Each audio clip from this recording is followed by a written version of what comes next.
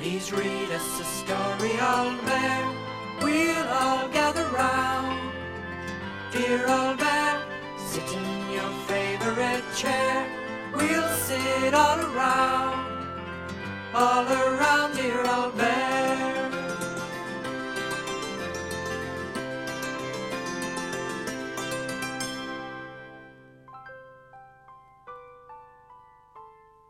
It wasn't anybody's birthday, but Bramwell Brown had a feeling that today was going to be a special day.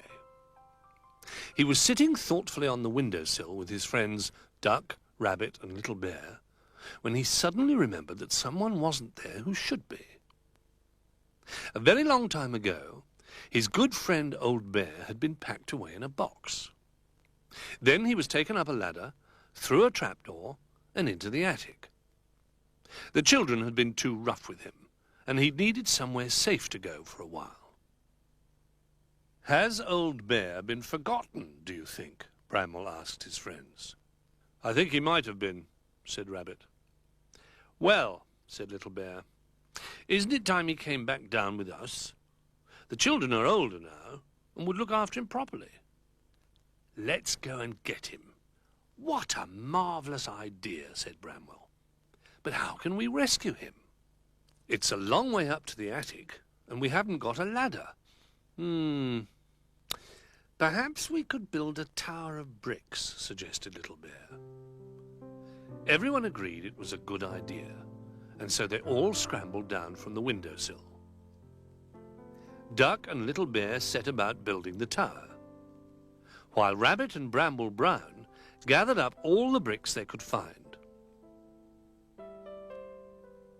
The tower grew very tall, taller even than Duck and Little Bear together. Soon all the bricks that could be found had been collected.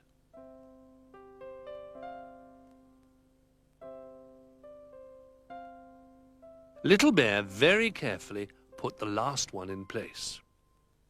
Suddenly, the tower began to wobble. "Oh, look out!" he cried as the whole thing came tumbling down. "Oh dear," said Little Bear. "Perhaps that wasn't such a good idea." "Not one of your best," said Bramwell. "Never mind, we'll just have to think of something else." "I know," said Rabbit. "Let's try bouncing on the bed." Rabbit jumped up onto the bed. "Come on, everyone," he called. "We could go really high up here." And as Rabbit began bouncing happily up and down, the others all climbed up to join him. Soon they were all bouncing. Higher and higher, but still they couldn't reach the trapdoor in the ceiling. Duck began to cry. "Oh dear," he sobbed. "We'll never be able to rescue Old Bear, and he'll be stuck up there getting lonelier and lonelier forever and ever." "We mustn't give up," said Bramwell firmly. "Come on, Little Bear, you're good at ideas." "I've got it," he cried. "I could climb up the plant, swing from the leaves, kick the trapdoor open, and jump in." In case it wobbled, Bramwell Brown, Duck and Rabbit steadied the pot. Little Bear bravely climbed up the plant. With a bit of a struggle, he managed at last to reach the very top leaf. He took hold of it and started to swing to and fro, but he swung so hard that the leaf broke and he went crashing down. Luckily, Bramwell Brown was right underneath to catch him in his paws. "That was a rotten idea," said Little Bear. "What I was thinking," said Duck, "was that it's a pity I can't fly very well, as I could have been quite a help." "Aha!" said Bramwell. "That, my dear Duck, has given me a very good idea." In the corner of the room was a little wooden aeroplane with a propeller that went round and round. "We could use this plane to get to the trap door," said Bramwell. "Rather dangerous, I know, but quite honestly, I can't bear to think of old Bear up there alone for a minute longer. I'll be pilot, said Rabbit, and I'll stand on the back and push the trapdoor open with this paintbrush, said Little Bear. But how will you get down? Asked Duck. I've already thought of that, said Bramwell, who hadn't really, but quickly did. You can use these handkerchiefs as parachutes, and we'll catch you in a blanket. Rabbit gave Little Bear a torch so he could see into the attic. Now, put those in your bag, said Bramwell, while I wind up the propeller. Soon the little plane was ready to go. Bramwell began the countdown. 5, 4, 3, 2, 1, 0! They were off. The plane whizzed along the carpet and flew up into the air. The first time they passed the trapdoor, Little Bear was able to push the lid open with his paintbrush. Then Rabbit circled the plane again, this time very close to the hole. Little Bear grabbed the edge, and with a mighty heave, he pulled himself inside. He got out his torch and looked around. The attic was very dark and quiet, full of boxes, old clothes, and dust. He couldn't see old Bear at all. "Any bears in here?" he whispered.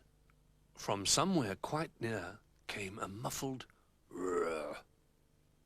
Little Bear moved a few things aside, and there, propped up against a cardboard box and covered in dust, was old Bear.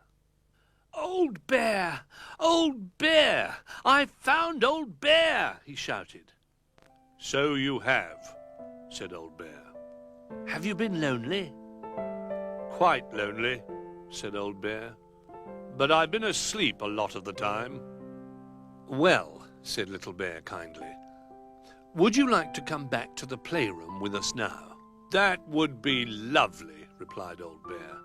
"But how will we get down?" "Don't worry about that," said Little Bear. "Bramwell has thought of everything. He's given us these handkerchiefs to use as parachutes." "Good old Bramwell," said the old teddy. "I'm glad he didn't forget me." Old Bear stood up and shook the dust out of his fur, and Little Bear helped him into his parachute.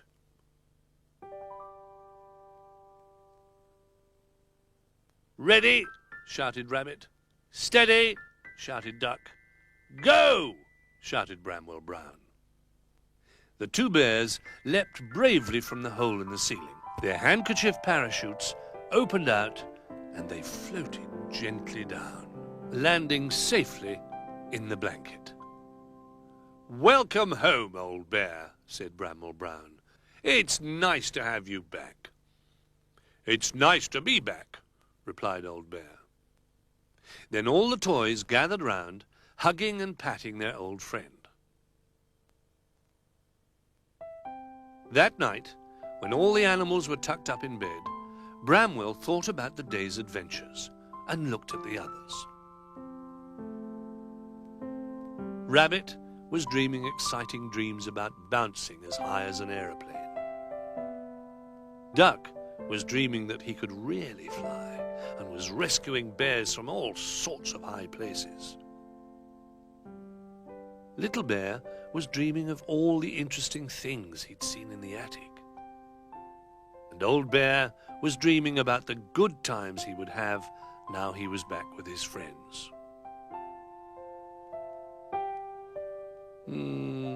I knew it was going to be a special day, said Bramwell Brown to himself.